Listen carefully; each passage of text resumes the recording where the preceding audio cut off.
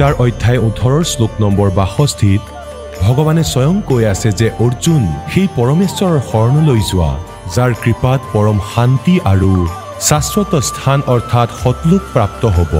সেই পৰমেশ্বৰ কোন হয়, ক'ত আছে, কেনেকুৱা জানিবৰ কাৰণে নিশ্চয় শুনক জগতগুৰু তত্ত্বদৰ্শী সন্ত ৰামপাল দেৱ মহাৰাজৰ অমৃত বচন। সৰ্বপবিত্ৰ ধৰ্ম পবিত্ৰ শাস্ত্ৰৰ আধাৰত হয় এয়া সাধনা আপোনালোকে কৰে, আপোনালোকক কৰিবলৈ কৈ দিয়া হয় আৰু আপোনালোকে নিত্য নিয়ম কৰে, ভক্তি কৰে, ডেইলি মন্ত্ৰ কৰে, অৰ্থাৎ আপুনি ঔষধ খাই আছে আৰু আপোনালোকে নাম লৈ মন্ত্ৰ লৈ গ'ল আৰু মন্ত্ৰ জপ নকৰিলে, সাধনা নকৰিলে, মৰ্যাদা পালন নকৰিলে, নিয়ম নামানিলে, তেতিয়া আকৌ আপুনি ইয়ালৈ নাহিব। কাৰণ আপোনাক ভগৱানে সহায় কৰিব নোৱাৰে আৰু আপুনি সুখী হ'বও নোৱাৰে। যি উদ্দেশ্য লৈ আহিছিল মৰ্যাদা পালন নকৰিলে সেয়াও নহ'ব। গতিকে আপোনালোক যিসকল প্ৰাণী ইয়ালৈ নাহে, এই দেখে গম পায় যে তেওঁলোক কালৰ জালত পৰিল, অথবা কোনোবাই তেওঁলোকক মিছগাইড কৰিছে, বা তেওঁ টেবলেট নাখালে অৰ্থাৎ ভক্তি নকৰিলে, সেইকাৰণে তেওঁ যি বাঞ্ছিত বস্তুৰ ইচ্ছা কৰি আছিল সেয়া মালিকে নিদিলে। পৰমাত্মাই কয়, নিজৰ মহিমা নিজেই কয় যে कि सतगुरु के दरबार में कमी काहे की ना, अंसा मौज नहीं पावता तेरी चूक चाकरी में। এই কবিৰ পৰমেশ্বৰৰ বিধানত, এই কবিৰ পৰমেশ্বৰৰ ডিক্সনেৰীত ইম্পচিবল ৱৰ্ড নাই। এইজন সেই সমৰ্থ পৰমাত্মা, এইজন সেই সমৰ্থ পৰমাত্মা যাৰ শব্দকোষত অসম্ভৱ শব্দ নাই। কিন্তু আমি সেই লাভ প্ৰাপ্ত কৰিব পৰা নাই সেই সমৰ্থৰ দৰবাৰত। তেন্তে আমি আমাৰ চাকৰিত ভুল কৰিছোঁ, আমাৰ কোনো পূজা সেৱা শ্ৰদ্ধাত আসোঁৱাহ আছে। नहीं तो सतगुरु जो चावे सो करही, 14 कोट दूत जम डरही, ऊत भूत जम त्रास निवारे और चित्रगुप्त के कागज पाड़े। চিত্ৰগুপ্তৰ কাগজ ফালা অৰ্থাৎ আপোনাৰ প্ৰাৰব্ধৰ পাপবোৰ নাশ কৰি দিব। আপোনাৰ সংস্কাৰত কিবা কাৰণত কোনো ভয়ংকৰ কষ্ট থাকিলে তাক শেষ কৰি দিব পৰমাত্মাই, শেষ কষ্ট আহিবলৈ নিদিয়ে। আপোনাৰ যদি মৃত্যু হ'ব লগা আছে 10, 20, 50 বছৰ বয়সত, আৰু যদি আপুনি সত্য ভক্তি কৰি আছে আপোনাৰ বয়স বঢ়াই দিব এইজন সেই পৰমাত্মা। এনেইতো পুণ্যাত্মাসকল এটা উশাহো আপুনি ইয়াত ল'ব নোৱাৰে, এনেকুৱা বিধান আছে।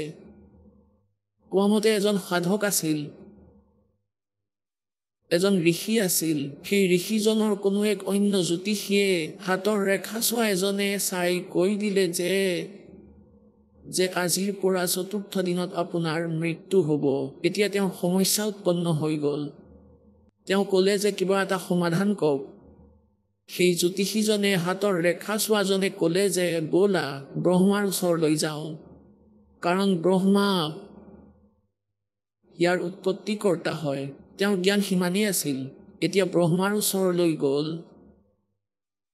ব্ৰহ্মাই ক'লে, ভাই চোৱা, মই উৎপত্তি নিশ্চয় কৰোঁ, কিন্তু বয়স বঢ়াই দিয়া মোৰ সাধ্যৰ বাহিৰত, ব'লা বিষ্ণুৰ ওচৰলৈ যাওঁ। তেওঁ আমাৰ পালনকৰ্তা, তেওঁৱেই ঠিকা লৈছে চাউলৰ মুঠি কম বেছি দিয়াৰ।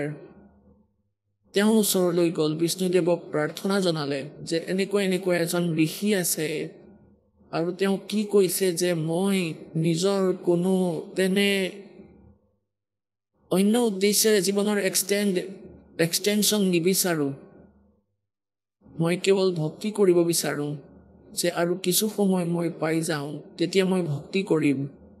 বিষ্ণুদেৱে ক'লে যে ভাই তোমাৰ টাৰ্গেটটো বহুত বঢ়িয়া, উদ্দেশ্যটো ভাল কথা, পৰোপকাৰ বিচাৰিছা, কোনো স্বাৰ্থ নাই, কিন্তু মোৰ সাধ্য এজ এক্সটেনশ্যন কৰাৰ নাই, আয়ুস বৃদ্ধি নহয়।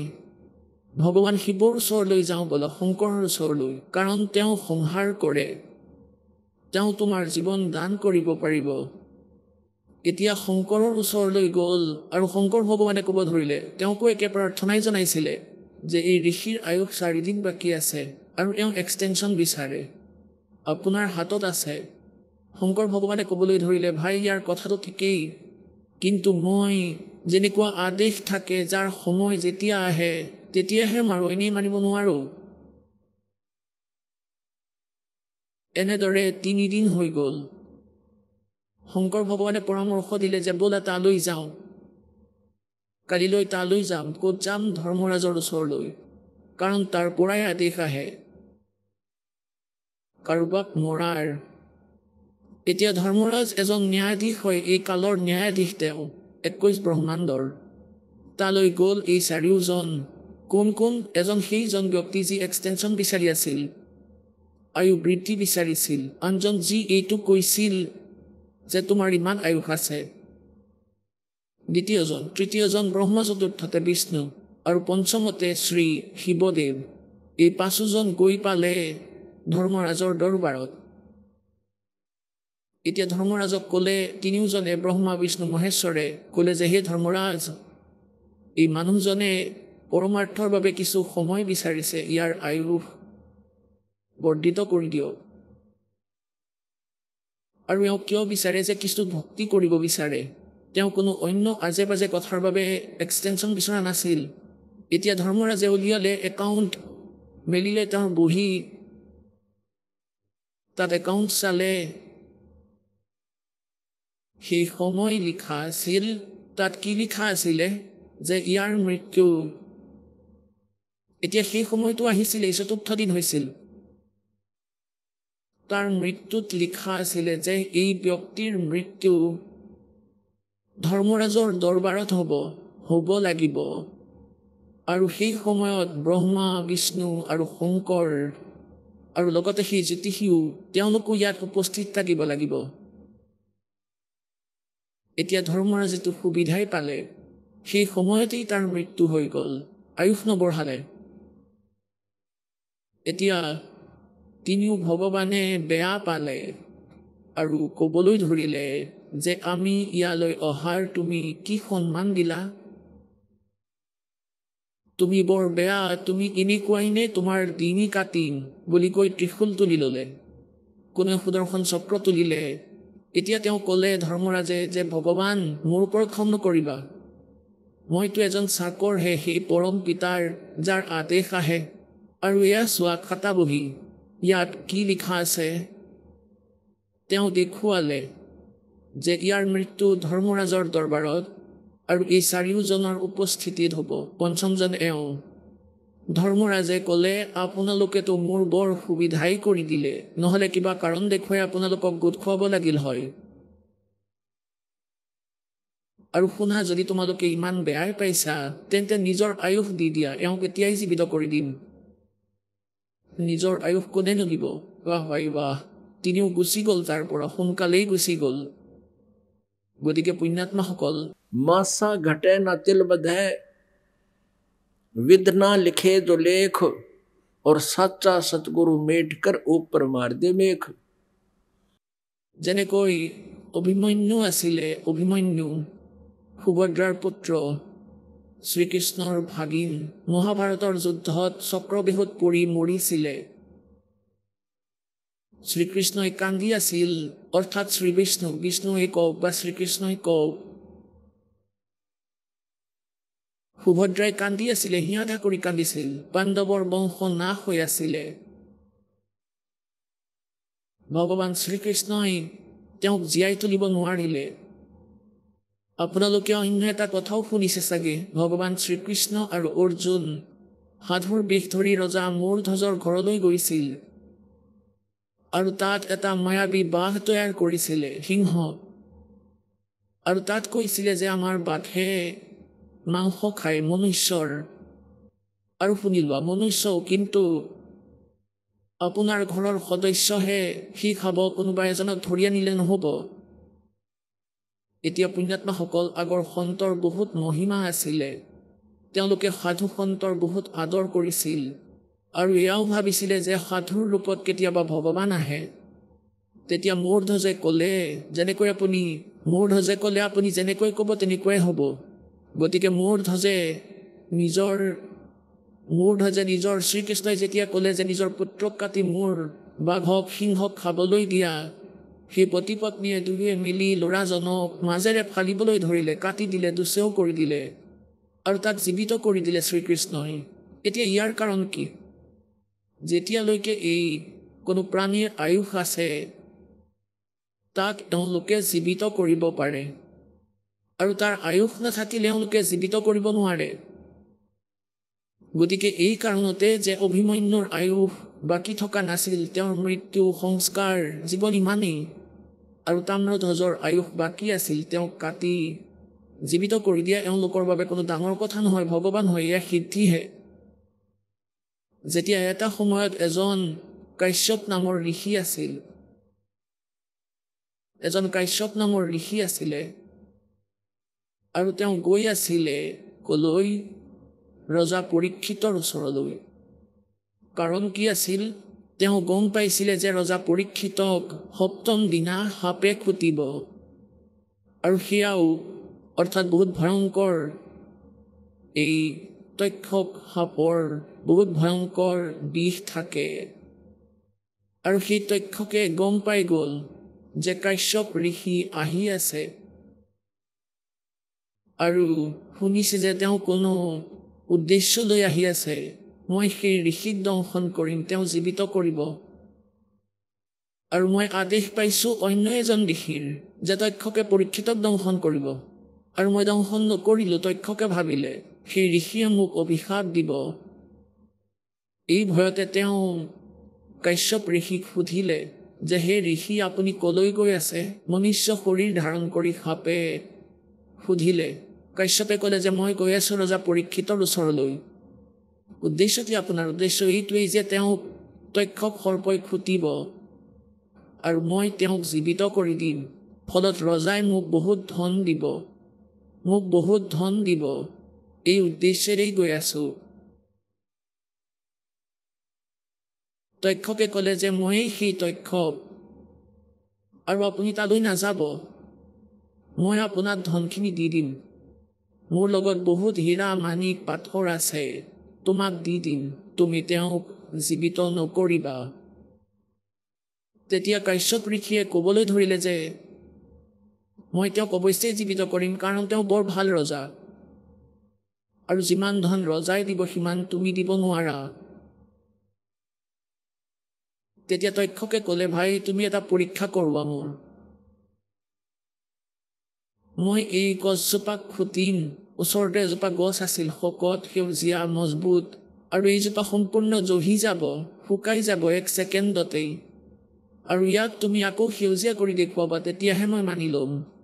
তেতিয়া তেওঁ ক'ব ধৰিলে, কাশ্যপে ক'লে যে তুমি খুটা। তেতিয়া তক্ষকে গছত খুটিলে, গছজোপা লগে লগে গোটেই ক'লা পৰি গ'ল, একেবাৰে জ্বলি গ'ল, শুকাই গ'ল। কাশ্যপ ঋষিয়ে নিজৰ মন্ত্ৰেৰে জাৰি পানী ছটিয়াই দিলে, গছডাল আগৰ দৰে সেউজীয়া হৈ পৰিল। তেতিয়া তক্ষক হাত জোৰ কৰি থিয় হ'ল যে ঋষিদেৱ, তুমি তালৈ নাযাবা, আৰু এই ধন মই তোমাক দিম, মোৰ কথা মানি লোৱা। এতিয়া কাশ্যপ ঋষিয়ে ধ্যানেৰে চালে, তেওঁ ভাবিলে এইটোতো চাই লওঁ যে এই পৰীক্ষিতৰ আয়ুস বাকী আছেনে নাই। গতিকে কি দেখিলে তেওঁ নিজৰ দিব্য দৃষ্টিৰে? সিদ্ধি আছে। তেওঁ দেখিলে যে পৰীক্ষিতৰ প্ৰাৰব্ধ ইমানেই আছিলে, আগলৈ তেওঁৰ আয়ুস বাকী নাই। তেতিয়া তেওঁ ক'লে যে ঠিকে আছে, মই তেওঁক জীৱিত নকৰোঁ, আপুনি মোক ধন দিয়ক। এতিয়া এই স্বাৰ্থপৰে সেই তক্ষক সৰ্পৰ পৰা ধন হীৰা মুকুতা লৈ উভতি আহিল। এতিয়া তেওঁ এইটো গম পালে যে পৰীক্ষিতৰ জীৱন ইমানেই, আৰু বৃদ্ধি কৰিব নোৱাৰি। এতিয়া পুণ্যাত্মাসকল, এওঁলোকক আমি ঋষি বুলি কওঁ, আৰু এওঁলোকে মিছা জ্ঞান কঢ়িয়াই ফুৰিছে। 10-12 বছৰ বহি এওঁলোকে এনেকৈ কঠিন সাধনা কৰি সিদ্ধিপ্ৰাপ্ত কৰে, আৰু সেয়াও কি? বিষ উলিওৱা, জৰা ফুকা কৰা শিকিলে, আৰু তাৰ বাবে টকা ল'বলৈ ওলাইছে। আৰু যেতিয়া গম পালে যে সেইজনক জীৱিত কৰিব নোৱাৰে কাৰণ তেওঁৰ আয়ুস আৰু নাই, তেতিয়া ফটকৰে চুক্তি কৰি ল'লে। এনে ঋষি আছিল আমাৰ। এতিয়া পুণ্যাত্মাসকল, যেতিয়া আপোনালোক তত্ত্বজ্ঞানেৰে পৰিচিত হ'ব, তেতিয়া গম পাব যে কেনেকুৱা ঋষি এওঁলোক মায়াৰ পূজাৰী আছিল। কোৱা হয়, तत्व भेद कोई ना कहे रे झूमक रहा, ये पैसे ऊपर नाच सुनो रही झूमक रहा। এসময়ত এখন গাঁৱত এজন মণিৰাম নামৰ ব্ৰাহ্মণে সত্যনাৰায়ণৰ কথা প্ৰাৰম্ভ কৰি দিলে আৰু 30 দিনৰ কাৰণে ৰাখিলে। তেওঁ ভাবিলে 30 দিন গাঁৱৰ পৰা নিতৌ 10-20 টকা আহিলেও তেতিয়াও 30 দিনত 500-600 টকাটো হ'বই। এই উদ্দেশ্যেৰে দীঘলীয়া সময় কৰি দিলে।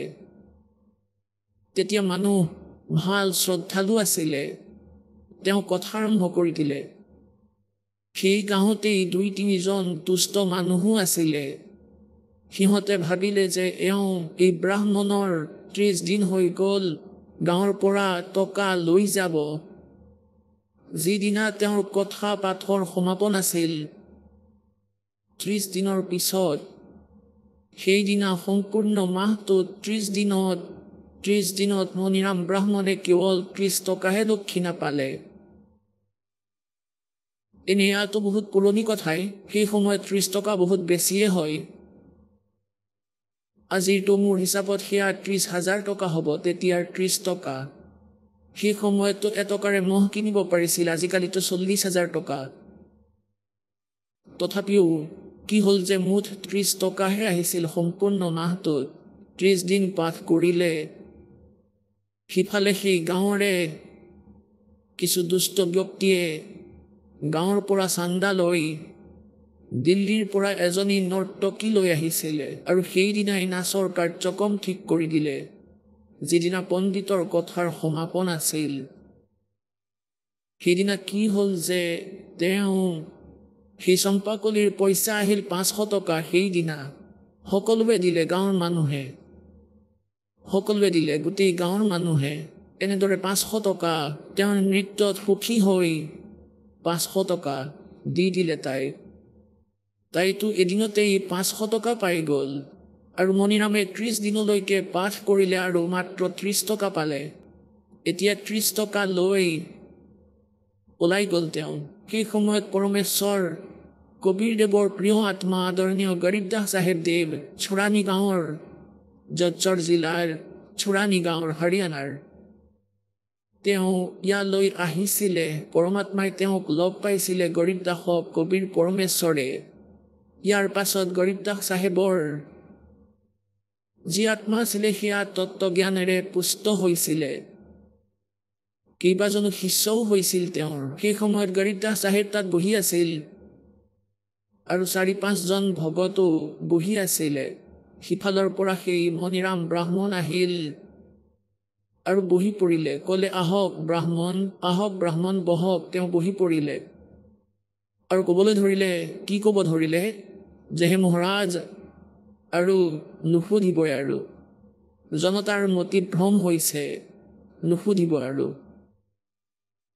এতিয়া কথাটো হ'ল ভক্তিৰ পৰা সকলোৰে মন উঠি গৈছে, কি যে হ'ব এই জনতাৰ।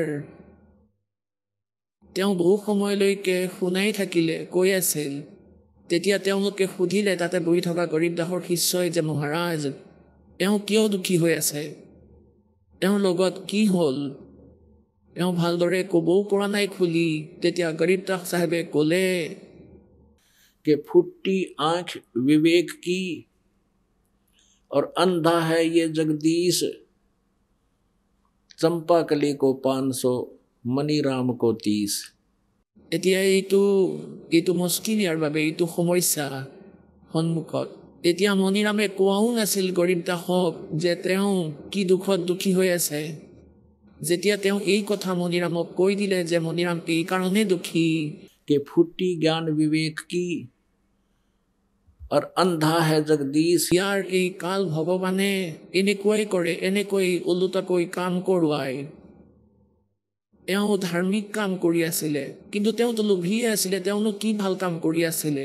তেওঁৰ উদ্দেশ্য টকা গোটোৱাহে আছিল, আৰু সিফালে চম্পাকলিৰ কামো টকা গোটোৱাই আছিল। দুয়োৰে উদ্দেশ্য টকা ঘটাই আছিলে। আৰু তাইক মণিৰামে দুখ দি আছিল এই বুলি যে মই ধাৰ্মিক কাম কৰি আছো। কিন্তু ধাৰ্মিক কাম কৰি আছিলে, তেওঁৰ চকু টকাৰ ওপৰতে আছিল। 500 নহ'ল, 30 টকাহে পালে। গতিকে ইয়াত কি কৈছে যে ফূৰ্তি জ্ঞান বিবেক কি, মানুহৰ মাজত বিবেক নাই। আৰু ইয়াৰ যি ভগৱান, তেওঁ এনেকুৱাই কাম কৰোৱায়। পুণ্য কৰ্মত ধন ব্যৱহাৰ কৰিবলৈ নিদিয়ে আৰু পাপ কৰ্মত বহুত খৰচ কৰায়। আৰু চম্পাকলিত 500 মণিৰামক 30 টকা। এওঁ এনেকুৱা সমস্যাত গ্ৰস্ত আৰু সেই দুখী হৈ পৰিছে। ভৰিত ধৰিলে মণিৰামে, হে ভগৱান আপুনি কেনেকৈ গম পালে? তেতিয়া পৰমাত্মাই ক'লে যে ভাই, মই কেনেকৈ গম পালোঁ এই কথা বহুত বেলেগ, বাকী আপোনাৰ উদ্দেশ্য সেই চম্পাকলিতকৈ কম নাছিলে। ক'লে হয় মহাৰাজ, একেবাৰেই সঁচা। এতিয়াহে জ্ঞান হ'ল। পৰমাত্মাই তেওঁক ক'লে, এই মায়েৰে তুমি কি কৰিবা? তুমি পাঠ কৰি ঘূৰি ফুৰা, তোমাৰ নিজৰেই জ্ঞান নাই। पारायण करते फिरेंगे घर घर बार द्वार, आप ज्ञान है नहीं और किसका करो उद्धार। যেতিয়া তুমি আনক পাৰ কৰাৰ ধান্দাত ঘূৰি ফুৰিছা, তোমাৰ জ্ঞান একেবাৰেই নাই, কি পাৰ কৰাবা? আজি তুমি পাঠ কৰাৰ ঠিকা লৈ বহিছা, কিহৰ বাবে পাঠ কৰা? কি তুমি যজমানৰ উদ্ধাৰ কৰি দিবা? সাধকৰ ভগতৰ যেতিয়া ৰজা পৰীক্ষিতক সাপে খুটিব লগা আছিল, তেতিয়া সকলোৱে ভাবিছিলে যে ৰজা পৰীক্ষিত বহুত ভাল মানুহ, তেওঁৰ জীৱন এক্সটেণ্ড হ'ব লাগে, ভাল ধাৰ্মিক ৰজা তেওঁ।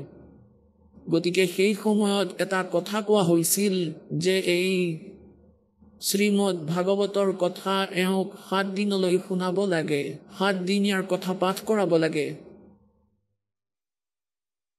ইয়াৰ সমাধান এইটোৱেই।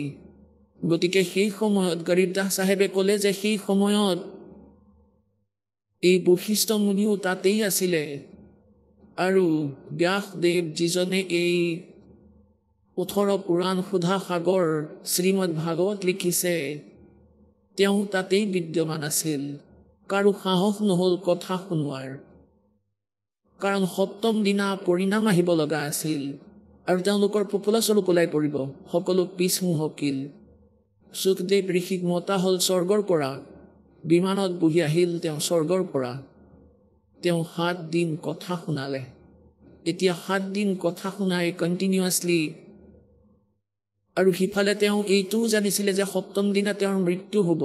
গতিকে এই স্থিতিত যেতিয়া মানুহে ভগৱানৰ চৰ্চা শুনে, তেওঁৰ বিশেষ শ্ৰদ্ধা জাগে, মনত শ্ৰদ্ধাৰ উদ্ৰেক হয়। তেওঁ জানে 7ম দিনা তেওঁ যাব নাথাকিব, গতিকে মুহূৰ্তৰ বাবেও তেওঁ ধ্যান নাতৰায়।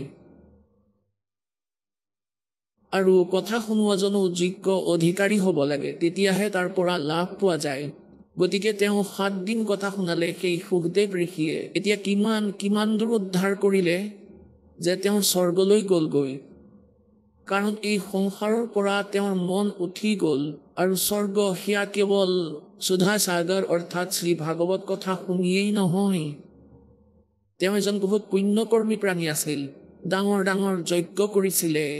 কাৰণ সেই সময়ত যি ব্ৰাহ্মণ আছিলে তেওঁলোকে বেদ পাঠ কৰিছিলে, বেদৰ মন্ত্ৰ পাঠ কৰিছিলে, ওম নামৰ জপ কৰিছিলে, আৰু তেওঁলোকে যেনেকুৱা হ'লেও বেদ অনুসৰি সাধনা কৰিছিল আৰু কৰোৱাইছিল। সেয়া যজ্ঞ আছিলে, ধৰ্মযজ্ঞ কৰাইছিল, ভোজ কৰাইছিল।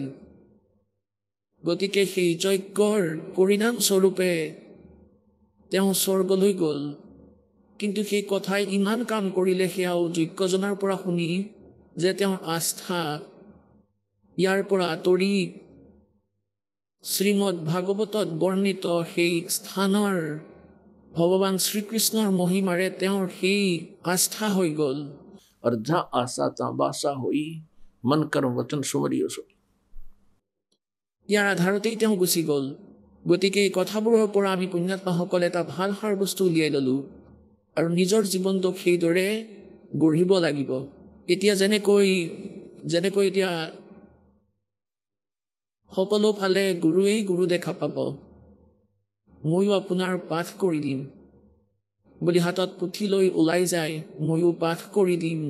কিয় যায় তেনেকৈ? কাৰণ তেওঁলোকে জানে টকা লাগে আৰু ধৰ্মপ্ৰায়সকলে ভক্তি সাধনা অনুষ্ঠান পাতিব বিচাৰে আৰু এওঁলোক নিজেই জ্ঞানৰ সৈতে অপৰিচিত। সেই শ্ৰদ্ধালুসকল সেই নকলি গুৰুৰ পৰা পাঠ কৰায়, সেই এওঁলোকৰ সুবিধা হৈছে।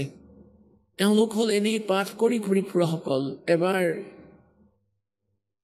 এজন ৰজাই ঘৰ বনাইছিলে মহল আৰু তাত ব্ৰাহ্মণে কৈ দিলে যে ইয়াত বিদ্বান ব্ৰাহ্মণৰ দ্বাৰা 5-7জন ব্ৰাহ্মণৰ দ্বাৰা জপ কৰাব লাগে অৰ্থাৎ পাঠ কৰাব লাগে মন্ত্ৰৰ জপ কৰাব লাগে বেদৰ মন্ত্ৰৰ গতিকে ঋষিয়ে মন্ত্ৰীক ডিউটি দি দিলে যে মন্ত্ৰী তুমি যোৱা ব্ৰাহ্মণক বিচাৰি আনিবা এজন ভাল কাশী বিদ্যাপীঠত পঢ়ি আহিছিল এজন ব্ৰাহ্মণে তেওঁৰ ঠিকনা পাই মন্ত্ৰীয়ে তেওঁক মাতি পঠালে তেওঁ নিজৰ সাধনা আৰম্ভ কৰি দিলে প্ৰতিদিনে এটা মোহৰ দিছিল সেই মন্ত্ৰীয়ে তেওঁক দক্ষিণা হিচাপে কেইদিনমান যেতিয়া হৈছিলে নিতৌ এটা মোহৰ পাইছিলে এটা সোণৰ মুদ্ৰা যি আজিকালি আজিৰ হিচাপত হ'লে 10-20 হাজাৰ হ'ব যেনেকৈ এতিয়া সেয়া 10 গ্ৰামৰ আছিল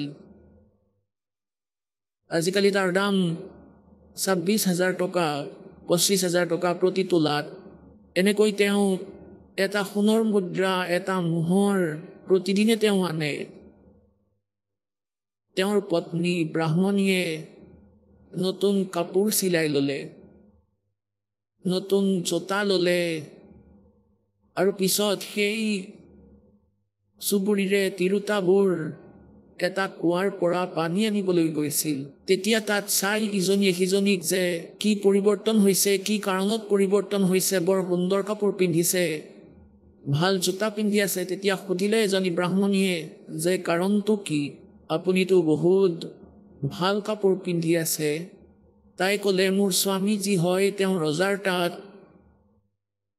জপ কৰিবলৈ যায় মন্ত্ৰৰ জপ বেদৰ মন্ত্ৰৰ জপ আৰু প্ৰতিদিনে ৰজাই এক সোণৰ মুদ্ৰা দিয়ে গতিকে সিজনীয়ে নিজৰ স্বামী ব্ৰাহ্মণক ক'লে যে আমুকৰ ঘৰৰ মানুহজনে প্ৰতিদিনে তাত এনেকৈ মন্ত্ৰৰ জপ কৰিবলৈ যায় ৰজাই এটা সোণৰ মোহৰ দিয়ে আপুনিও যাওক তেওঁ ক'বলৈ ধৰিলে ভাগ্যৱান তেওঁ হৈছে বিদ্বান কাশীত পঢ়ি আহিছে মইতো এনেই মাত্ৰ যেনে তেনে কৰি দিওঁ তাই কাজিয়া কৰিব ধৰিলে যে তুমি একো কৰিবই নিবিচাৰা তুমি এনেকুৱা তুমি তেনেকুৱা তেওঁ ভাবিলে এইজনীয়ে সদায় কাজিয়া কৰিব গৈয়ে চাওঁ কি হয় তেওঁ গুচি গ'ল বেশভূষা একেই আছিল দুয়োৰে ইও ব্ৰাহ্মণ সিও ব্ৰাহ্মণ বাহিৰৰ পৰা চালে এতিয়া তাত গৈ পালে তেওঁ মন্ত্ৰীক ক'লে ভাই ময়ো আহিলোঁ পাঠ কৰিবলৈ ক'লে আহক তেওঁ ক'লে আপোনাৰ প্ৰয়োজন আছিল 7-5জন ব্ৰাহ্মণ গোটাব লগা আছিল তেওঁকো বহিবলৈ দিলে তেওঁ তাত বহি মন্ত্ৰ মাতিব তেওঁ তাত বহি তেওঁ একোৱেই ক'ব পৰা নাছিল মাত্ৰ কৰিছিল ভূৰ ভুৱ স্বাহায়ক যি কয় তাকেই কয় স্বাহা তেওঁ যদি কয় স্বাহা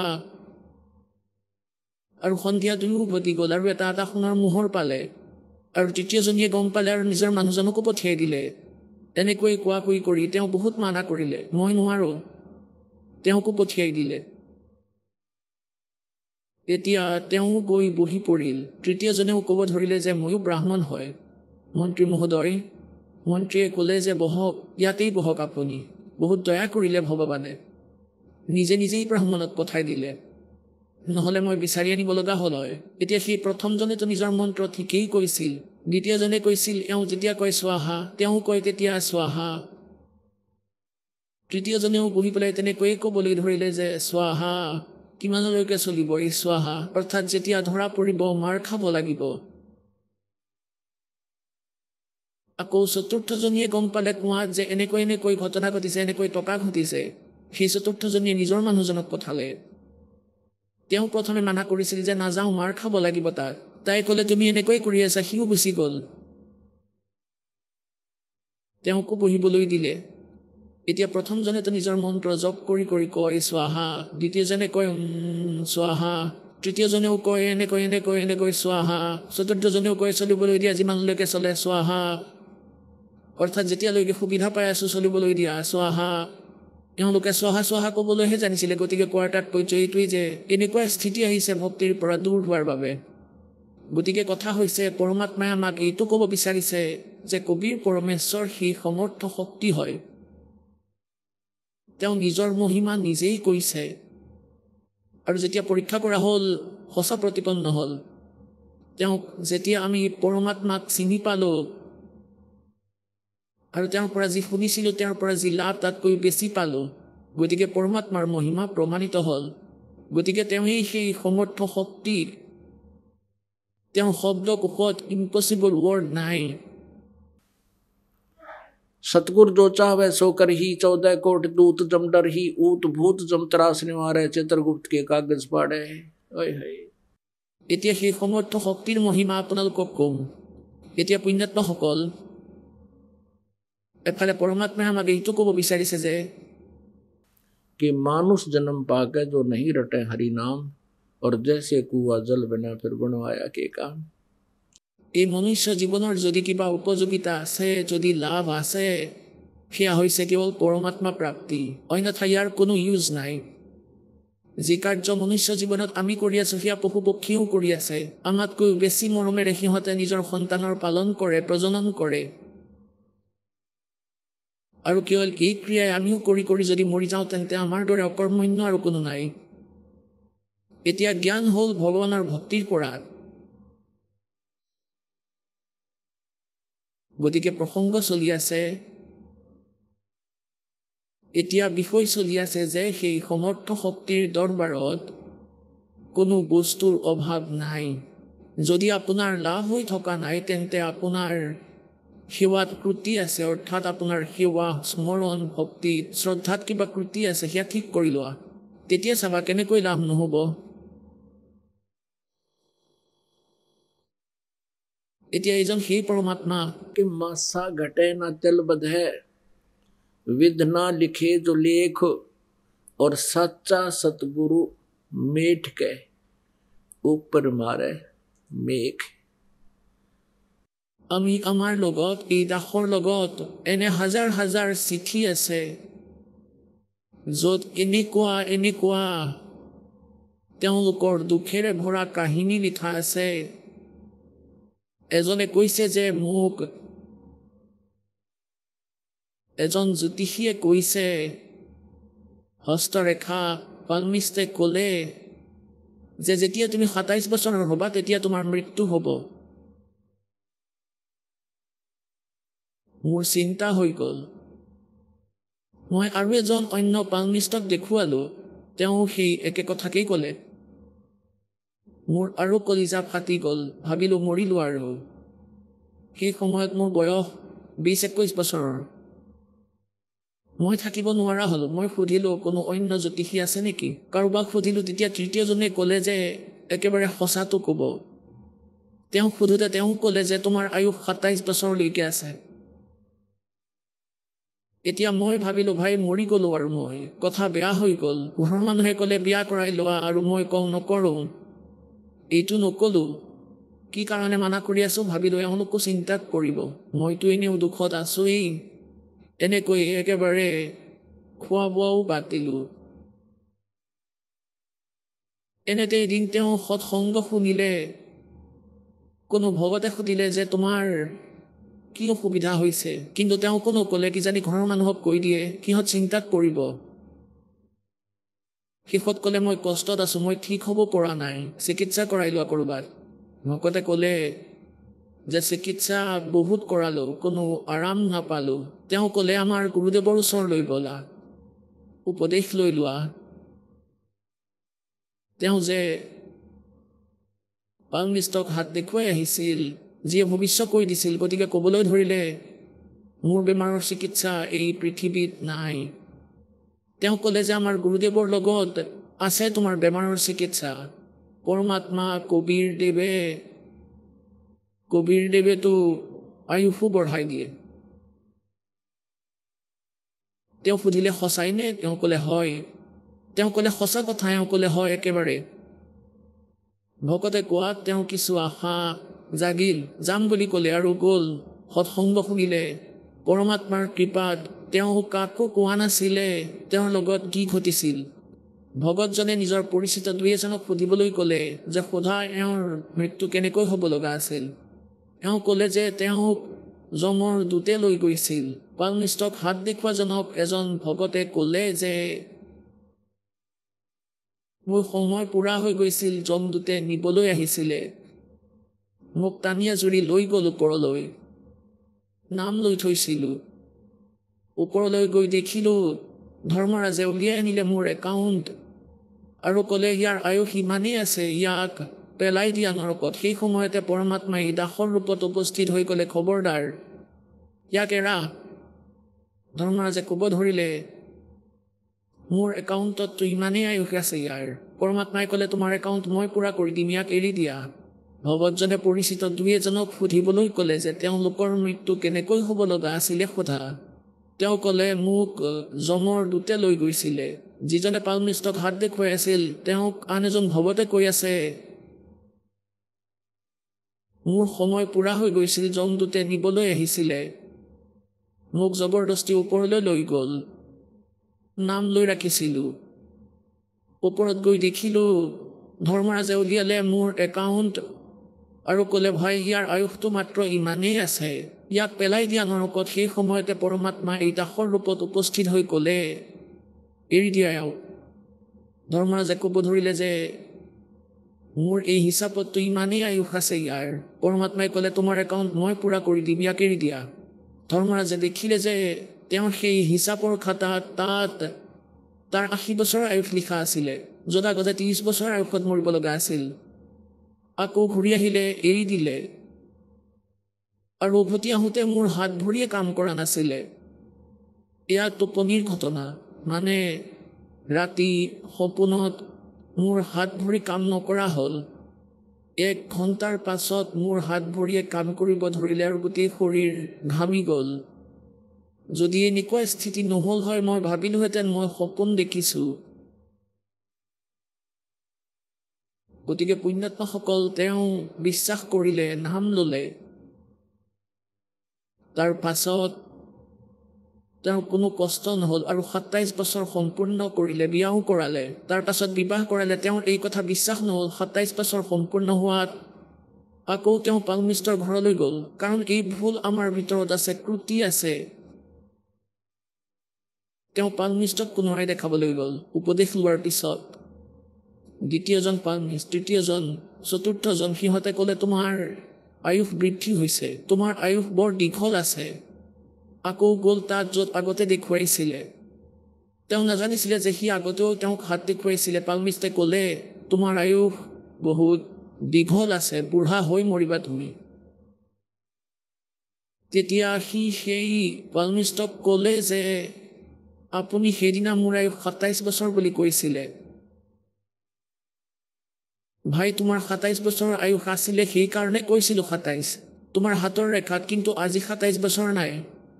আজিতো দীঘল 80-85 বছৰৰ আছে। তেতিয়া তেওঁ কৈছিলে, ভগৱতজনে সেই জ্যোতিষীক ক'লে যে আহক, আপুনিও নাম লৈ লওক। চাওক, জ্যোতিষীয়ে কি কৰিব পাৰে, তেওঁ ক'বহে পাৰে যে আপোনাৰ ভাগ্যত ইমান আয়ুস আছে, যে তোমাৰ ইমান ধন প্ৰাপ্ত হ'ব পাৰে, সম্পত্তি প্ৰাপ্ত হ'ব পাৰে গোটেই জীৱনত। কিন্তু তেওঁ তাত কম বেছি কৰিব নোৱাৰে, তেওঁ বৃদ্ধিও কৰিব নোৱাৰে। আৰু পৰমাত্মাই কৈছে যে তুমি পালমিষ্টক দেখুওৱা বা নেদেখুওৱা, আৰু পৰমাত্মাই তোমাৰ আয়ুসো বঢ়াই দিব। আৰু তোমাৰ ভাগ্যত যদি ধন নাই, তথাপিও ধন দিব, কিন্তু দিব সিমানেই যিখিনিয়ে তোমাৰ হানি কৰিব নোৱাৰে। কাৰণ মায়া এই জীৱৰ শত্ৰু, এই কালৰ দূত। ইয়াৰ নিচা সুখ দেখুৱাই, যেনে ৰাৱণৰ ৰাৱণৰ ৰাজ্যত কোৱা হয় কিমান যে হীৰা, পন্না আৰু মণিক এনেকৈ বিক্ৰী কৰা হৈছিল, যেনেকৈ আমাৰ বজাৰত ঘেঁহু আৰু ধান। ধনী ৰজা আছিলে, কিং আছিলে তেওঁ। আৰু শেষত কি পালে তেওঁ? তাৰ পাছত তেওঁৰ মৃত্যু হ'ল। ঠিক ভক্তি কৰা নাছিলে তেওঁ, তমোগুণ শিৱৰ ভক্তি কৰি আছিলে তেওঁ, জীৱন ব্যৰ্থ কৰি গ'ল। গতিকে কোৱাৰ তাৎপৰ্য এইটোৱেই যে সত্য সাধনা কৰক। উপদেশ লোৱাৰ পিছত কোনো পালমিষ্টৰ ওচৰলৈ নাযাব। তাত গ'লে আকৌ আপোনাৰ ভক্তি খণ্ড হ'ব, ভগৱানক অবিশ্বাস কৰা হ'ব, পৰমাত্মা ৰুষ্ট হ'ব। গতিকে এই নিয়মবোৰ সঠিককৈ পালন কৰি আপুনি সাধনা কৰক, আৰু তাৰ পাছত চাব ভগৱানৰ ভক্তিৰ আনন্দ। मासा गटे न तेल बधे बिदना लिखे दुलेख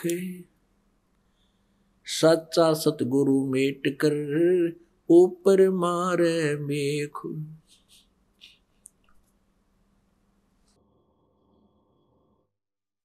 পুণ্যাত্মাসকলে সময়ত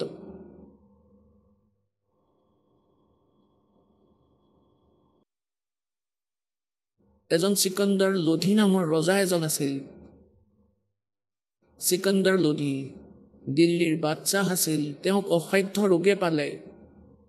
এতিয়া ৰজাৰ লগততো সকলো ব্যৱস্থা থাকেই, তেওঁৰ লগত ধনো থাকে আৰু বৈদ্য ডক্তৰো তেওঁৰ লগত বহুত ভাল ভাল থাকে আৰু সাধু সন্ত ফকীৰো থাকে, যিয়ে তন্ত্ৰ মন্ত্ৰ কৰে, তেনেকুৱা আধ্যাত্মিক গুৰু তেওঁৰ বহুত থাকে। সকলো সুবিধা উপলব্ধ আছিল, কিন্তু তেওঁৰ যি অসাধ্য ৰোগ আছিল, পুৰণি ৰোগ আছিল। পুৰণি ৰোগ এনেকুৱা হয় যেনে শৰীৰৰ ওপৰত কোনো অংগত গৰম চাহ পৰি গৈছে অথবা জুই অগ্নি লাগি গৈছে, চাকিয়ে পুৰে, জ্বলি যায়। তেতিয়া কিমান কষ্ট হয়, যাক কৰিছে তেওঁহে জানে কিমান কষ্ট হয়। বহুত বেয়া অৱস্থা হৈ পৰে। আৰু পুৰণি ৰোগ এনেকুৱাই দুখ কষ্টযুক্ত হয়, কিন্তু শৰীৰৰ ওপৰত পৰা দেখা নাযায় যে ইয়াৰ ক'ৰবাত জ্বলি গৈছে। ইমান ভয়ংকৰ কষ্টত পৰি আছিলে সেই সিকান্দাৰ লোধি। সকলো ঠাইতে চিকিৎসা কৰালে, সকলো ঠাইতে। এতিয়া ৰজাৰ বাবেতো এজন বৈদ্যৰ প্ৰয়োজন হ'লে 4জন আনি থিয় কৰাই দিয়ে মন্ত্ৰীয়ে, আৰু মনে বিচৰা পুৰস্কাৰ, যিয়ে মোক সুস্থ কৰি দিয়ে তেওঁক যিমান লাগে সিমান টকা দিম বুলি ক'লে, আৰু এক্সট্ৰাও দিম। এতিয়া বৈদ্যবোৰে ক'লে যে ৰাজন, আজিলৈকে আমি যাৰ ট্ৰিটমেণ্ট কৰিছোঁ ৰোগ ভাল নোহোৱাকৈ থকা নাই, কিন্তু আপোনাৰ ওপৰত আমাৰ কোনো ঔষধেই কাম কৰা নাই। কাৰণ কি সেয়া জানিবৰ কাৰণে সকলো ঋষি সন্ত সাধুক মাতি অনা হ'ল। তেওঁলোকে ক'লে আপোনাৰ প্ৰাৰব্ধত প্ৰথমতে তেওঁলোকে যন্ত্ৰ মন্ত্ৰ কৰিলে, এইটো দিয়ক, আমুকটো কৰক, তামুকটো কৰক, আৰু যেতিয়া একো লাভ নহয় তেতিয়া কয় যে আপোনাৰ ভাগ্যতেই লিখি থোৱা আছিলে, আপোনাৰ প্ৰাৰব্ধত লিখা আছিলে, এয়াতো ভুগিবই লাগিব। এতিয়া পুণ্যাত্মাসকল, ভাগ্যত লিখা কোনেও মুচিব নোৱাৰে, কিন্তু ভগৱানে মুচিব পাৰে। গতিকে সেই ভগৱান কোন, সেই পৰমাত্মা কোন? তেওঁ হৈছে কবিৰ দেৱ, সত্য পুৰুষ, পূৰ্ণ ব্ৰহ্ম। কোনোবাই কৈ দিলে যে বাৰাণসীত, কাশীত এজন কবিৰ নামৰ মহাপুৰুষ আছে, আৰু যদি তেওঁৰ দয়া আপোনাৰ ওপৰত হৈ যায়, আপোনাৰ দুখ নাথাকিব, এই ৰোগ নাথাকিব। এতিয়া কোৱাৰ ভাৱ এই যে এইটো চমুকৈ কম, সিফালে কবিৰ পৰমেশ্বৰ বাৰাণসীত আছিলে, কাশী চহৰত, আৰু তাত কাশীৰ নৰেশ অৰ্থাৎ ৰজা বীৰদেৱ সিং বাঘেল তেওঁৰ শিষ্য আছিলে। কবিৰ পৰমাত্মাৰ শক্তি দেখি তেওঁ তেখেতৰ শিষ্য হৈ গৈছিল। সিকান্দাৰ লোধি ভাৰতবৰ্ষৰ কিং আছিলে, সম্ৰাট আছিলে, সমগ্ৰ ভাৰতৰ ৰজা আছিলে। এনেকুৱা যি ৰজা মহাৰাজা সৰু সৰু আছিলে, তেওঁৰ তলত আছিলে, তেওঁৰ অধীনত আছিলে। যেনেকৈ প্ৰধানমন্ত্ৰীৰ অধীনত সকলো ৰাজ্যৰ মুখ্যমন্ত্ৰী থাকে, তেনেকৈ সেই কাশীৰ যি নৰেশ আছিলে, যি ৰজা আছিলে, সিকান্দাৰ লোধিৰ পৰাধীন আছিলে, তেওঁৰ তলতীয়া আছিলে। তেওঁ সৰু ৰজা আছিলে আৰু সিকান্দাৰ লোধি ডাঙৰ ৰজা আছিলে, সম্ৰাট আছিল। আৰু তাত গৈ পালে সিকান্দাৰ লোধি বীৰদেৱ সিং বাঘেলৰ ওচৰত, লগত হাতী, শ অংগৰক্ষক, লগতে এজন শ্বেখ তাকি নামৰ ধাৰ্মিক গুৰু তেওঁ লগতেই আছিলে। সেই শ্বেখ তাকি ধাৰ্মিক গুৰুৱেও সকলো তন্ত্ৰ মন্ত্ৰ কৰিছিলে, কিন্তু একো লাভ নহ'ল। তেওঁলোক সকলোৱে এইটো কৈ নিজৰ অক্ষমতা ঢাকিছিলে যে এইটো আপোনাৰ প্ৰাৰব্ধৰ দুখ হয়, এইটো ভুগিবই লাগিব। এতিয়া বীৰদেৱ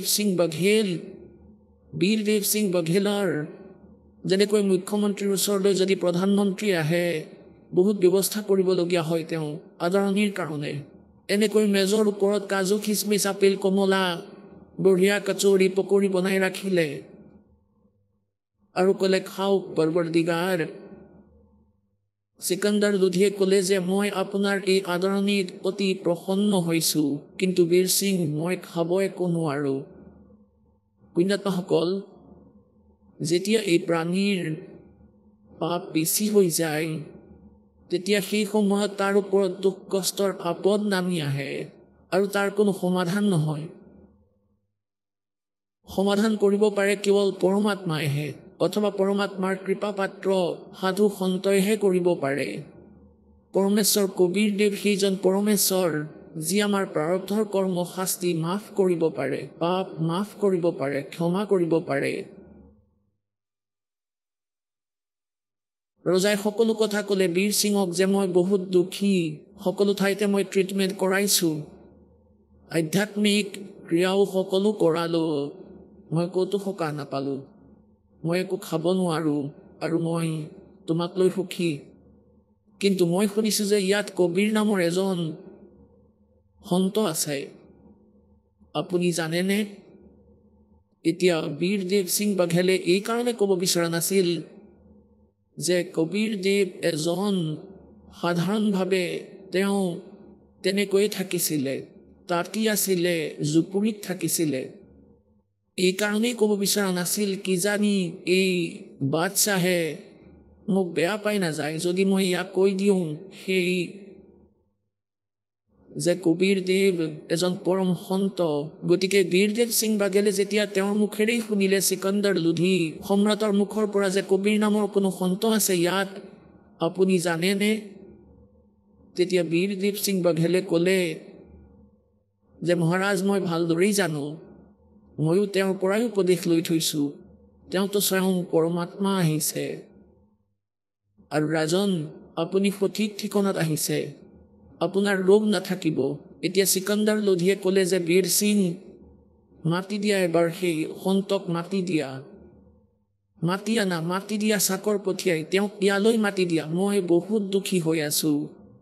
এতিয়া বীৰ সিং এজন নৰেশ অৰ্থাৎ সৰু ৰজা আৰু তেওঁ সম্ৰাট, ৰজাক মানা কৰিব নোৱাৰে। সৰু ৰজাই হাত জোৰ কৰি ক'বলৈ ধৰিলে হে পৰৱৰ্তীগাৰ আপোনাৰ যি আদেশ সেয়া শিৰোধাৰ্য, কিন্তু কয় যে সন্তক মাতিব নালাগে, স্বয়ং গ'লেহে ভাল হয়। যদি মই মাতিও পঠিয়াওঁ আৰু তেওঁ ইয়ালৈ আহিও যায় আৰু তেওঁ কৃপা নকৰে, যদি দয়া নকৰে, তেওঁৰ অহা আৰু নহা সমানেই হ'ব, কাৰণ আমি তেওঁক বাই অৰ্ডাৰ মাতিম আৰু আহিলেও দয়া নকৰিব, ভাবিব ইহঁতে মোৰ অসন্মান কৰিছে। আদেশ দিছে, সন্ত হৈছে এজন মহাসম্ৰাট, কথাতেই কয় আতুৰত নিয়ম নাস্তি। চিকন্দৰ লোধিয়ে এই কথা বুজি পালে যে ভাই ঠিকে আছে, সন্তই বেয়া নাপালেই ৰক্ষা, আৰু মোক যদি দয়া নকৰে মোৰ অৱস্থা এনেই বহুত বেয়া হৈ আছে, দুৰ্গতি হৈ আছে, মই নিজেই যাম। এতিয়া সন্ধিয়াৰ সময়ত প্ৰতিদিনে কবীৰদেৱ, কবীৰ পৰমেশ্বৰ নিজৰ এজন ব্যৱহাৰিক গুৰু বনাই থৈছিলে পৰমাত্মাই। এনেতো গুৰু নাছিলে, তথাপিও সংসাৰত গুৰু পৰম্পৰা বজাই ৰাখিবৰ কাৰণে, গুৰু পৰম্পৰাৰ নিৰ্বাহ কৰিবৰ কাৰণে ৰামানন্দ নামৰ এজন ঋষিক গুৰু মানিছিলে। আৰু সেই ৰামানন্দ দেৱ আগতে বহুত প্ৰসিদ্ধ ঋষি আছিল, বেদ আৰু গীতাৰ মৰ্মজ্ঞ জ্ঞাতা বুলি জনাজাত আছিল। পৰমাত্মাৰ লগত যেতিয়া জ্ঞান চৰ্চা হ'ল তেতিয়া তেওঁ পৰাজিত হৈছিল, আৰু কবীৰ চাহেবে তেওঁক নিজৰ সতলোক সচখণ্ড দেখুৱাইছিলে আৰু উভতাই পঠিয়াইছিলে। তাৰপিছত স্বামী ৰামানন্দ দেৱে পৰমেশ্বৰ কবীৰদেৱক চিনি পাইছিলে, কিন্তু তেওঁ আদেশ মানি ইয়াক কৈছিলে কবীৰদেৱে যে হে স্বামীদেৱ, আপুনি মোৰ গুৰু হৈ থাকক, সাংসাৰিক দৃষ্টিত আপুনি মোৰ গুৰু হৈয়ে থাকিব, কিন্তু ক্ৰিয়া কৰিব সেয়া যিটো মই আপোনাক কওঁ। এনেকুৱাই হৈ আছিলে। পৰমাত্মাই এইটো বিচৰা নাছিলে যে যদি তেওঁ গুৰু নবনায় আৰু অহা সময়ত আগলৈ সেই কালৰ দূতে ভ্ৰমিত কৰিব যে কবীৰদেৱেনো ক'ত গুৰু বনাইছিলে। যেনেকৈ এই কালৰ এটা পন্থ চলি আছে, ৰাধাস্বামী পন্থ, এওঁলোকৰ যি পৰম ধনী, তেওঁৰ কোনো গুৰু নাছিলে আৰু ভূত হৈ গ'ল, তেওঁ হ'বলেই আছিলে। गुरु बिन माला फेरते, गुरु बिन देते दान, गुरु बिन दोनों निष्फल हैं, चाहे पूछो वेद पुराण। বীৰদেৱ সিঙে জানিছিলে যে গধূলি সময়ত আৰতি হয় আশ্ৰমত, ৰামানন্দ দেৱৰ তালৈ কবীৰদেৱ আহে আৰু সেই সময় আহিবৰেই হৈছিলে। বীৰ সিং বাঘেলে যি কাশীৰ নৰেশ আৰু দিল্লীৰ সম্ৰাট চিকন্দৰ লোধি, বীৰ সিঙে ক'লে মহাৰাজ এই সময়ত ৰামানন্দ দেৱৰ আশ্ৰমলৈ তেওঁ আহে, তাতেই লগ পাম। এতিয়া তেওঁ চিকন্দৰ লোধি কেতিয়া যাওঁ কৈ আছিলে, যে এতিয়াই গ'লে এতিয়াই ঠিক হৈ যাম। ৰামানন্দদেৱৰ আশ্ৰমৰ সন্মুখৰ গেটত এজন চকীদাৰ থিয় হৈ আছিল। সন্ত ভগত ডিউটি কৰি আছিলে। এতিয়া বীৰদেৱ সিঙেতো জানিছিলে যে ৰামানন্দই মুছলমানক বেয়া পাইছিলে। বীৰ সিঙে নিজ মুখেৰে ক'ব পৰা নাছিলে যে আপুনি ভিতৰলৈ যাব নোৱাৰে। গতিকে সেৱাদাৰ সেৱকক ক'লে যে হে সেৱক, হে ভাই ভগত ভাই, ৰামানন্দদেৱক কোৱা সম্ৰাট আহিছে দিল্লীৰ পৰা চিকন্দৰ লোধি, আপোনাৰ দৰ্শন কৰিব বিচাৰে। প্ৰথমতেতো এইটো সুধিলে যে কবীৰদেৱ আহি পালেনে? সেৱকে ক'লে এতিয়ালৈকে অহা নাই, কিন্তু এতিয়াই আহি পাবহি, এই সময়ত অৱশ্যেই আহে। তেতিয়া চিকন্দৰ লোধিয়ে ক'লে যে ব'লা ভিতৰলৈ যাওঁ, বিশ্ৰাম কৰোঁ, কিছু সময় আশ্ৰমতে বহি লওঁ। এতিয়া বীৰ সিঙেতো জানিছিলে যে এই ৰামানন্দদেৱে মুছলমানক ভাল পোৱা নাছিলে, আৰু যাতে খং উঠি নাযায় তেতিয়া সেৱকক ক'লে আজ্ঞা লৈ আহা ৰামানন্দদেৱৰ পৰা, আৰু ক'বা যে চিকন্দৰ লোধি আহিছে, দিল্লীৰ বাদশ্বাহ, তেখেতৰ দৰ্শন কৰিব বিচাৰিছে, কিছু সময় বিশ্ৰাম কৰিব বিচাৰিছে, কবীৰদেৱ অহালৈকে তেওঁৰ প্ৰতীক্ষা কৰিব বিচাৰিছে। সেৱকজন ভিতৰলৈ গ'ল। ৰামানন্দদেৱক ক'লে যে স্বামীজী, এনেকুৱা দিল্লীৰ সম্ৰাট চিকন্দৰ লোধি আহিছে আৰু তেওঁ কবীৰদেৱক লগ পাব বিচাৰিছে। তেখেত অহালৈকে তেওঁ আশ্ৰমত বিশ্ৰাম কৰিব বিচাৰিছে, আপোনাৰ অনুমতি বিচাৰিছে। ৰামানন্দদেৱে কৈলে যে সেই মুছলমানজনক তেওঁলোকে মাংস খায়, তেওঁলোকৰ কাৰণে ইয়াত বহিবলৈ ঠাই নাই, বাহিৰত বহিবলৈ কোৱা। আহক আমি এতিয়া সেই শ্ৰদ্ধালুসকলৰ অনুভৱবোৰ জানো, যিসকলে জগতগুৰু তত্ত্বদৰ্শী সন্ত ৰামপালদেৱ মহাৰাজৰ পৰা দীক্ষা প্ৰাপ্ত কৰিছে তথা তেওঁৱেই কোৱা ভক্তি মাৰ্গ এওঁলোকে অৱলম্বন কৰি আছে। নমস্কাৰ। সৎ সাহেব ছাৰ। কি নাম আপোনাৰ? ৰজনী দাসী। বাইদেউ আপুনি ক'ৰ পৰা আহিছে? হয়, মই বিহাৰৰ গয়া জিলাৰ। সন্ত ৰামপালদেৱ মহাৰাজৰ পৰা নাম দীক্ষা আপুনি কেতিয়া ল'লে? 10 জুন 2014। সন্ত ৰামপালদেৱ মহাৰাজৰ পৰা নাম দীক্ষা লোৱাৰ আগতে আপুনি কি ভক্তি সাধনা কৰিছিল? মই ৰাধাস্বামী পন্থৰ লগত জড়িত আছিলোঁ আৰু অন্য দেৱী দেৱতাৰ যি পূজা পাঠ থাকে সেয়া মই কৰিছিলোঁ। তেন্তে আপুনি সন্ত ৰামপালদেৱ মহাৰাজৰ শৰণলৈ কেনেকৈ আহিলে? হয়, মোৰ যি দেউতা আছে, শহুৰ দেউতা, তেওঁ জড়িত আছিল। তেওঁ ক'লে যে পুত্ৰী, এটা সৎমাৰ্গৰ ভক্তি আছে, এই ভক্তি কৰি বহু মানুহ এতিয়া সুখত আছে, কোনো ধৰণৰ ৰোগ বেমাৰ আৰু দুখ কষ্ট নহয়, যিয়ে মানে এই সৎভক্তি কৰে। আমি ইফালৰ সিফালৰ আজিলৈকে যিবোৰ ভক্তি কৰিছোঁ সেয়া বেকাৰ গ'ল, সেইবাবে আজিৰ পৰা আমি সন্ত ৰামপালদেৱ মহাৰাজৰ ভক্তিহে কৰিম। সন্ত ৰামপালদেৱ মহাৰাজে আমাৰ সকলোবোৰ দুখৰ নিবাৰণ কৰিব। মোৰ শহুৰ দেউতা জড়িত আছিলে। কিছুদিন পিছত তেওঁ আমাক ক'লে যে হাৰিয়ানালৈ গৈ বৰবালাত সন্ত ৰামপালদেৱ মহাৰাজৰ পৰা দীক্ষা ল'বা। সেইবাবে আমি সন্ত ৰামপালদেৱ মহাৰাজৰ পৰা বৰবালালৈ গৈ 2014 10 জুনত নাম দীক্ষা লৈছিলোঁ। সন্ত ৰামপালদেৱ মহাৰাজৰ পৰা নাম দীক্ষা লোৱাৰ পিছত আপুনি কিবা লাভ পালেনে? হয়, সন্ত ৰামপালদেৱ মহাৰাজৰ পৰা নাম দীক্ষা লোৱাৰ পিছত আমি বহুত লাভ পালোঁ। সকলোবোৰ এতিয়া ক'ব নোৱাৰিম। যেনে ধৰক ৰোগ বেমাৰ, যি সাংসাৰিক সুখ থাকে, মানে এখন পৰিয়ালত ভাল খাদ্য থকা ব্যৱস্থা সকলোৱে বিচাৰে, কোনো নিবিচাৰে যে দৰিদ্ৰতাত জীৱন ব্যতীত কৰক, কম উপাৰ্জন কৰি বেছি খৰচ কৰক। কিন্তু সন্ত ৰামপালদেৱ মহাৰাজৰ আমাৰ ওপৰত ইমান দয়া হ'ল, মানে যিমান আছে সিমানতে আমি 5 জনৰ ফেমিলি তেওঁলোকে ভালদৰে জীৱন যাপন কৰিব পাৰিছে। আমি আগতে যিবোৰ ভক্তি কৰি আছিলোঁ ৰাধাস্বামী অথবা অন্য দেৱী দেৱতাৰ, তাৰ পৰা লাভ পোৱা নাছিলোঁ। কিন্তু যেতিয়াৰ পৰা আমি সন্ত ৰামপালদেৱৰ শৰণলৈ আহিলোঁ, দিনত 2 গুণ ৰাতি 4 গুণ বুলি যিটো কথা আছে, সিমান মানে উন্নতি হৈছে। আমাৰ সন্ত ৰামপালদেৱ মহাৰাজে যিমান উপাৰ্জন কৰিছোঁ তাতে ইমান উন্নতি দিছে যে আজি আমি বহুত সুখেৰে আমাৰ জীৱন যাপন কৰি আছোঁ। আৰু ইয়াৰ লগতে মই বহুত কিবাকিবি লাভ পালোঁ। আটাইতকৈ ডাঙৰ লাভ মোৰ এইটো হ'ল, সন্ত ৰামপালদেৱ মহাৰাজৰ শৰণলৈ অহাৰ পিছত প্ৰথমে মোৰ 2জনী ছোৱালী আছিলে। 7 বছৰলৈকে মোৰ কোনো সন্তান হোৱা নাছিলে। কেতিয়াবা বহুত দুখী আছিলোঁ আৰু এনেকুৱা লাগিছিলে যে ল'ৰা নহ'ব, তৃতীয়বাৰো একে ছোৱালীয়ে জন্ম পালে। সেইবাবে মই তাইক ৰাখিব বিচৰা নাছিলোঁ। কিন্তু সন্ত ৰামপালদেৱৰ দয়াৰে ইমান মালিকে মোৰ ওপৰত ইমান দয়া কৰিলে যে 7 বছৰৰ পিছতো মোৰ পিৰিয়ড হৈয়ে থাকিল, কণ্টিনিউ 9 মাহ। মই গমেই পোৱা নাছিলোঁ যে মোৰ গৰ্ভটো সন্তান আছে। কিন্তু যেতিয়া 3 মাহতকৈ বেছি হৈ গ'ল তেতিয়া মই অনুভৱ কৰিলোঁ, কাৰণ মোৰ গাটো বেয়া লাগিবলৈ ধৰিছিলে। তেতিয়া মই ডক্টৰৰ ওচৰলৈ গৈ ক'লোঁ যে মোৰ গাটো কিয় এনেকৈ বেয়া লাগিব ধৰিছে। যি নেকি মই আগতে দুবাৰকৈ মা হৈছোৱে। কিন্তু সিহঁতক জন্ম দিয়াৰ সময়ত মোৰ এনেকুৱা হোৱা নাছিলে। যেতিয়া মই মা হ'ব ওলাইছিলোঁ সেই সময়ত মানে 2 দিনৰ পিছতে মোৰ গা বেয়া লাগিছিলে, য'ৰ পৰা মই আগতেই গম পাইছিলোঁ যে মোৰ গৰ্ভত কিবা সন্তান আছে, সেইবাবে এনেকুৱা প্ৰব্লেম হৈছে। কিন্তু এবাৰ এনেকুৱা হ'ল যে 3 মাহতকৈ বেছি হৈ গ'ল। যেতিয়া মোৰ গৰ্ভত কণ্টিনিউ সন্তানটো কমপ্লিট হৈ গ'ল, তেতিয়া মোৰ গাটো লাহে লাহে অলপ বেয়া লাগিবলৈ ধৰিলে। সেইবাবে মই ডক্টৰৰ ওচৰলৈ গ'লোঁ যে বাইদেউ চাওকচোন, মোৰ এনেদৰে মূৰ ঘূৰাই, মানে এনেকুৱা যিয়ে মানে প্ৰব্লেম আছিলে। মই মেডামক ক'লোঁ। তেওঁ ক'লে যে যিসকল মহিলা গৰ্ভৱতী হয় তেওঁলোকৰহে এনেকুৱা সমস্যা হয়। তেতিয়া ক'লোঁ যে মেডাম, মোৰতো মাহেকীয়া হৈয়ে আছে, কেনেকৈ এনেকুৱা হ'ব পাৰে? তেতিয়া ক'লে যে যোৱা আল্ট্ৰাচাউণ্ড কৰাই আনা, তাৰপিছতহে গম পোৱা যাব। তাৰপিছত মই বাহিৰলৈ গৈ আল্ট্ৰাচাউণ্ড কৰালোঁ। যেতিয়া মোৰ আল্ট্ৰাচাউণ্ড হৈ গ'ল, তেতিয়া ডক্টৰক সুধিলোঁ যে মোৰ কি সমস্যা হৈছে, ৰিপৰ্টত কি আহিছে। তেতিয়া ক'লে যে আপুনি গৰ্ভৱতী, প্ৰেগনেণ্ট। তেতিয়া ক'লোঁ যে মোৰতো মাহেকীয়া হৈ আছে, কেনেকৈ প্ৰেগনেণ্ট হ'ম? এইবোৰ কেনেকৈ হৈছে আমি ক'ব নোৱাৰিম, কিন্তু সন্তানটো আপোনাৰ পেটত থকা 3 মাহ হৈ গ'ল, এতিয়া আপুনি একো কৰিব নোৱাৰে, আপুনি প্ৰেগনেণ্ট। মোক সুধিলে কিমানটা আছে আগৰ, মই ক'লোঁ 2জনী ছোৱালী আছে।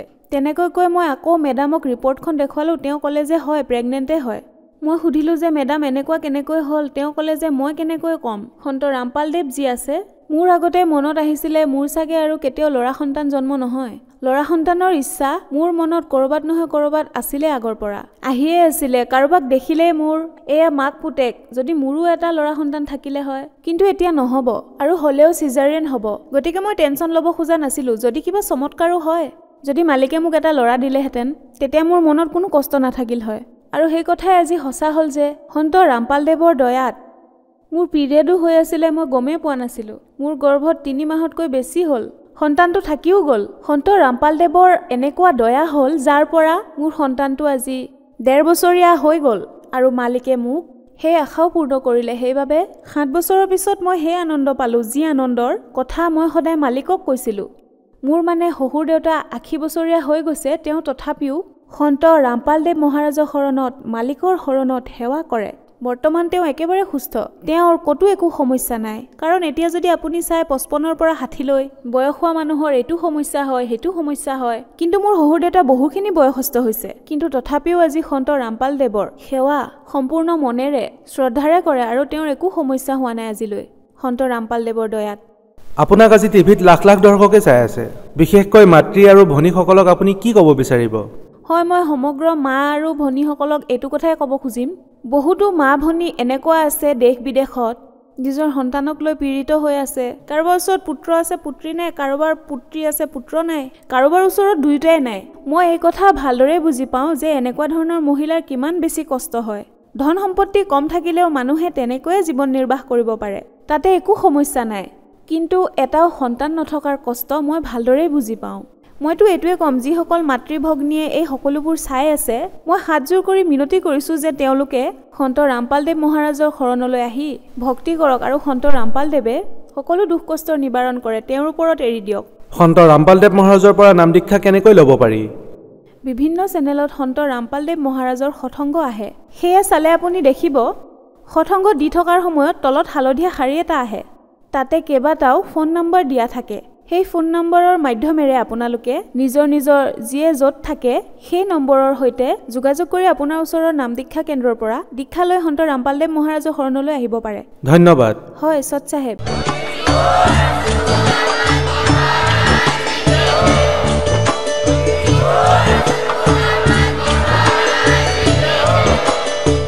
আপুনি শুনি আছিলে জগতগুৰু তত্ত্বদৰ্শী সন্ত ৰামপালদেৱ মহাৰাজৰ মংগল প্ৰবচন। অধিক জানিবৰ বাবে ভিজিট কৰক আমাৰ ৱেবছাইট www.jagatgururampalji.org। সন্ত ৰামপালদেৱ মহাৰাজৰ শুভ আশীৰ্বাদত সমগ্ৰ বিশ্বতে 500তকৈও অধিক নাম দীক্ষা কেন্দ্ৰ আছে, য'ত সন্ত ৰামপালদেৱ মহাৰাজৰ দ্বাৰা বিনামূলীয়া নাম দীক্ষা দি থকা হৈছে। আপোনাৰ নিকটৱৰ্তী নাম দীক্ষা কেন্দ্ৰৰ ঠিকনা জানিবলৈ সম্পৰ্ক কৰক 8222880541।